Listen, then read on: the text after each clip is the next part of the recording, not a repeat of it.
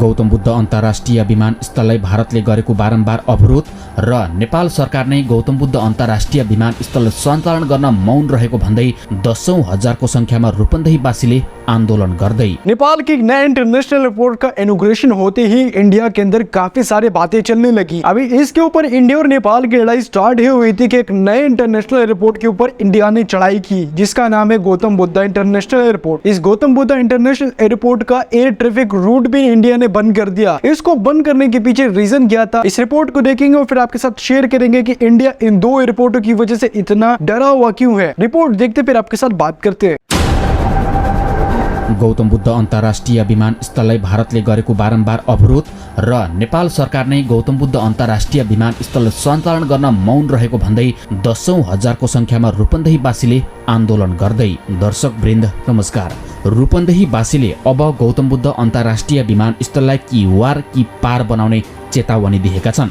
दशौं हजारको संख्यामा मानिसहरू गौतम बुद्ध विमानस्थल परिसरमा उत्रेर गौतम बुद्ध विमानस्थल जे जसरी भए पनि सञ्चालन गर्न चेतावनी दिने भएका छन्। आज हामीहरूले के यो आन्दोलनले साँच्चीकै गौतम बुद्ध अन्तर्राष्ट्रिय विमानस्थलले अन्तर्राष्ट्रिय उडान नियमित रूपमा भर्ला या भर्दैन र किन बारम्बार भारतले नेपालमाथि अत्याचार गरिरहेको छ र इन्स्ट्रुमेन्टल ल्यान्डिङ चलाउनको लागि नै भारतसँग किन बारम्बार अनुमति माग्नुपर्ने बाध्यता नेपाललाई आयो त, यस विषयमा चर्चा गर्दैछौँ। सर्वप्रथम त तपाईहरूले यो भिडियो सामग्री अन्तिमसम्म हेरिदिनु होला, तब मात्र तपाईहरूले सबै कुरा बुझ्न पाउनुहुनेछ। साथै हामीहरूले गरेको यो मेहनतको लागि लाइक, कमेन्ट र च्यानललाई सब्स्क्राइब पनि गरिदिनु होला। यो भिडियो सामग्री तपाईहरूले कुन ठाउँबाट हेर्दै हुनुहुन्छ अथवा कुन देशबाट हेर्दै हुनुहुन्छ कमेन्ट बक्समा त्यो पनि लेख्नुहोला। र तपाईहरूलाई के लाग्छ, रूपन्देहीवासीले आन्दोलन गर्नु, सरकारलाई चेतावनी दिनु, दशौं हजारको संख्यामा मानिसहरू उतारेर विमानस्थल परिसरलाई घेर्नु सही हो जस्तो लाग्छ या गलत हो जस्तो लाग्छ, त्यो पनि कमेन्ट बक्समा लेखिदिनु होला भन्दै आउनुहोस् ढिलै नगरी यो भिडियो सामग्री सुरु गरौँ।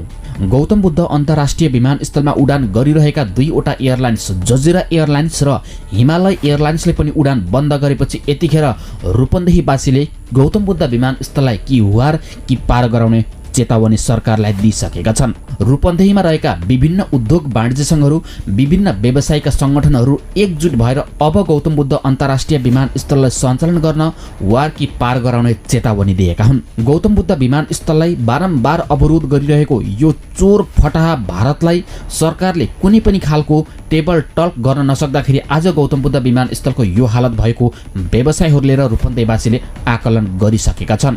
बारम्बार गरिरहेको भारतले नेपालमाथि अत्याचार त छँदैछ, सीमाना मिचिरहेको त छँदैछ, दिनहु भारतमा नेपालीहरूमाथि पनि अत्याचार गरेको त छँदैछ। तर यो चोर भारतले यतिसम्म सहँदै पनि यति सानो देशमा अरबौं ऋण लिएर बनिरहेको गौतम बुद्ध विमानस्थललाई अहिले अवरोध गरिरहेको छ। यसमा पनि अब रूपन्देहीवासीले आन्दोलन गरेर भारत सरकारलाई नै दबाब दिने र नेपाल सरकारलाई जे जसरी भए पनि गौतम बुद्ध विमानस्थलबाट सञ्चालन गर्न दबाब दिने बताएका छन्। बारम्बार यो नेपाल सरकार र क्यानले पनि गौतम बुद्ध विमानस्थललाई आँखामा धुलो हाले जसरी छक्काइरहेको छ। कहिले भन्छ काठमाडौँबाट 3 भन्दा बढी अन्तर्राष्ट्रिय उडान गरेका एयरलाइन्सलाई अब गौतम बुद्ध विमानस्थलबाट उडान गराउँछौ भनेर आश्वासन दिन्छ, त्यसको म्याच सकिन्छ 1-2 महिना पनि बित्छ, न त कुनै एयरलाइन्सले गौतम बुद्ध अन्तर्राष्ट्रिय विमानस्थलबाट उडान नै गर्छन्, न त क्यानले कुनै जवाफ नै दिन्छ।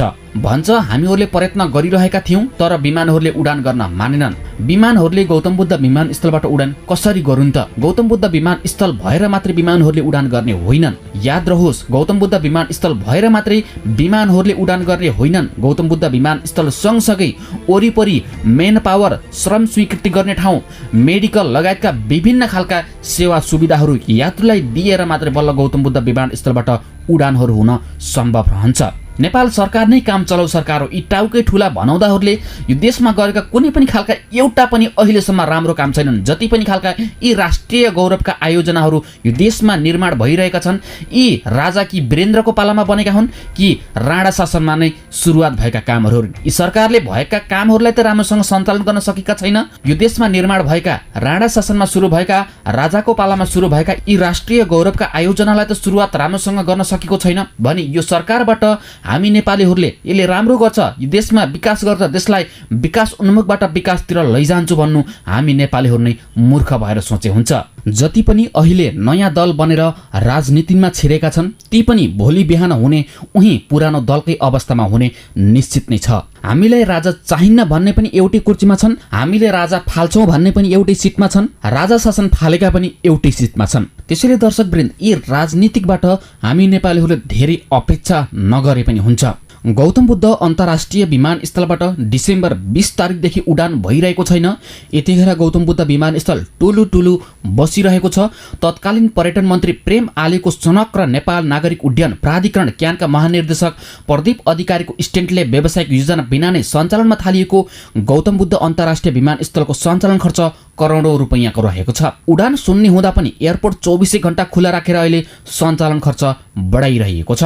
भैरहवा स्थित गौतम बुद्ध अन्तर्राष्ट्रिय विमानस्थल सञ्चालनमा आएपछि कुवेतको जजिरा एयरवेजले उडान गर्दै आएको थियो। सुरुमा हप्तामा 3 वटा उडान गरेको यो हवाई सेवा प्रदायक कम्पनीले दशैंको समयमा केही दिन दैनिक उडान पनि गर्यो। त्यसपछि पुनः हप्तामा 3 दिन शनिबार, मङ्गलबार र बिहीबार मात्रै उडान गर्दै आएको थियो। उद्घाटन पश्चात जजिराले कुल 154 वटा उडान अवतरण गर्यो र यसबाट 31,600 यात्रुले सेवा पाए। तर अहिले जजिराले आफ्ना सबै उडान काठमाडौँ सारेको छ। उडान र अवतरणमा समस्या देखाउँदै जजिराले आफ्ना उडान काठमाडौँ सारेपछि 30 अरब रुपैयाँ लागतमा निर्माण सकिएको भैरव एयरपोर्टमा सन्नाटा छाएको छ। हिमालयले किन रोक्यो त चार्टर उडान फ्लाइट? क्यानले काठमाडौँबाट हुने 3 अन्तर्राष्ट्रिय उडान बराबर भैरवाबाट 1 उडान गर्नुपर्ने गरी वायु सेवा प्रदायक कम्पनीका नाममा उर्दी जारी गरेको थियो। क्यानको यो निर्देशन वायु सेवा प्रदायक कम्पनीले मानेनन्। त्यसपछि क्यानले नेपाल एयरलाइन्स र हिमालय एयरलाइन्सको काठमाडौँबाट हुने उडान तालिका नै स्वीकृति गरिदिएन। तर अन्तिम समयमा सेल्फ ग्राउन्ड ह्यान्डलिङ पाउने शर्तमा कार्तिक 17 गतेबाट हिमालय एयरलाइन्सले भैरवाबाट मलेसिया चार्टर उडान सुरु गरेको थियो। केही दिन उडान गरेपछि हिमालय एयरलाइन्सले नियमित उडान गरेन। यता प्राधिकरणले काठमाडौँ विमानस्थलबाट हिमालयले पाउँदै आएको सेल्फ ग्राउन्ड ह्यान्डलिङको सुविधा पनि खोसिदिएको छ। त्यस्तै गौतम बुद्ध विमानस्थलमा नै क्यानको लापरवाहीले गर्दा दिनहुँ बढिरहेको छ तनाव। भिजिबिलिटी कम हुँदा पनि उडान र अवतरणमा समस्या नहोस् भनेर गौतम बुद्ध विमानस्थलमा 1 अरब खर्चेर इन्स्ट्रुमेन्टल ल्यान्डिङ सिस्टम जडान गरिएको छ। तर क्यानकै लापरवाहीले असावधानीका कारण यो उपकरणको रेडियो डेटा प्रवाह हुने एरियामा भारतको पनि भूभाग पर्न गयो। भारतीय भूमि पनि कभरेज एरियामा परेपछि यो प्रणाली सञ्चालन गर्न भारतले पनि स्वीकृति दिनुपर्ने अवस्था आइपरेको छ। तर नेपाल सरकारले पटक पटक पत्राचार गरे पनि भारतले कुनै जवाफ नै दिएको छैन। व्यवसायको 100 अरब लगानी जोखिममा। यही विमानस्थललाई लक्षित गरेर निजी क्षेत्रले भैरहवा नजिकै 100 अरब बढी लगानी अर्थात् 1 खरब झण्डै पोखेका छन्। आफूहरूको लगानी पनि खेर जाने जोखिम बढेको भन्दै व्यवसायीहरूले गौतम बुद्ध विमानस्थल सञ्चालनको माग गर्दै आइरहेका छन्। त्यस्तै व्यवसायीहरू, रूपन्देहीमा भएका आम नागरिकहरू, विभिन्न खालका उद्योग वाणिज्य सङ्घहरू अब भने मिलेर गौतम बुद्ध विमानस्थललाई सञ्चालन गर्नको निम्ति कि वार कि पार गराउने चेतावनी सहित आन्दोलनमा उत्रने पनि बताइएको छ। तर आन्दोलन कहिले र कुन समयमा गरिन्छ भनेर अहिलेसम्म मिति खुलाइएको छैन। हामीहरूले त्यो आन्दोलन भएको भिडियो सामग्री पनि पूर्ण रूपमा प्रस्तुत गर्नेछौँ। हामीहरूले त गौतम बुद्ध विमानस्थललाई सञ्चालन गर्नुपर्छ भनेर बारम्बार आवाज उठाइ नै रहेका छौँ। बारम्बार यो नेपाल सरकारलाई भन्नु नभन्नु गाली गलोच पनि गरिरहेका छौँ। गाली गलोच नगरौँ भन्दा पनि मनले मान्दैन। नेपाल सरकार यति लाचार छ कि दर्शकवृन्द, भित्र हुन्छ एउटा कुरा, बाहिर जनताको आँखामा भ्रम छरिन्छ एउटा कुरा। त्यसैले गर्दा पनि गौतम बुद्ध अन्तर्राष्ट्रिय विमानस्थल सञ्चालन गर्नको लागि भए पनि यो आवाज सबैसँग पुगोस् भन्दै यो भिडियो सामग्रीलाई तपाईँ सबैजनाले शेयर गरेर प्रत्येकको मनमा पुर्याइदिनु होला भन्दै अहिलेको लागि भने म मदन पौडेल पनि बिदा हुन्छु। नमस्ते। तो जी जनाब, आपने रिपोर्ट देखा। नेपाल का नया इंटरनेशनल एयरपोर्ट है जिसका नाम है पोखरा इंटरनेशनल एयरपोर्ट। अभी इस इंटरनेशनल एयरपोर्ट का इनॉग्रेशन होते ही इंडिया के अंदर काफी सारे बातें चलने लगी कि इंडिया के साथ नेपाल ने गद्दारी की, नेपाल ने गद्दारी की इंडिया के साथ, और इस गद्दारी की सजा भी नेपाल को मिली। नेपाल ने लिया चाइना से लोन। अजीब अजीब तरीके से बातें चल रही थी। तो जब हम कल रिपोर्ट देख रहे थे, रिपोर्ट में आपके साथ शेयर भी किया था, अगर नेपाल इस एयरपोर्ट का लोन चाइना को नहीं दे सके तो चाइना इस एयरपोर्ट पे कब्जा कर लेगा। और इसी के साथ इंडिया ने क्या किया कि इंडिया ने नेपाल के गौतम बुद्ध इंटरनेशनल एयरपोर्ट के ऊपर एयर ट्रैफिक रूट बंद कर दिया। इससे काफी नुकसान होगा। एयर ट्रैफिक रूट बंद करने की वजह क्या थी, रिपोर्ट आपने देखा, पता चला कि क्यों इंडिया इतना खतरनाक सिचुएशन पे लेके आया नेपाल इंडिया के रिलेशन को। रिपोर्ट आपने देखा, अगर अच्छा लगा तो लाइक करें, शेयर करें, चैनल को लाजमी सब्सक्राइब करें।